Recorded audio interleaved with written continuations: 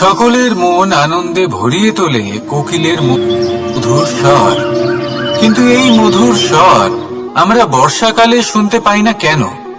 তার কারণ কিন্তু এটা নয় যে বর্ষাকালে কোকিল অসুস্থ থাকে, তা নয়।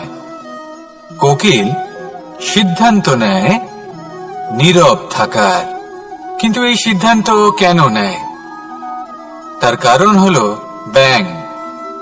বর্ষার ঋতুতে অনেক ছোট ছোট স্থানে জল জমে, আর সেই কারণে অনেক ব্যাঙের জন্ম হয়। এবার ওই ব্যাঙগুলোর ধ্বনি এতটাই প্রবল হয় যে তাদের মাঝে এই কোকিল যতই মধুর সুরে ডাকুক না কেন, তার স্বর আমাদের কানে পৌঁছবে না। সেই জন্য ও সিদ্ধান্ত নেয় চুপ থাকার। আর এটাই হলো আমাদের জীবনের শিক্ষণীয় বিষয়। आइए और मेरे साथ प्रेम से कहिएगा, राधे राधे।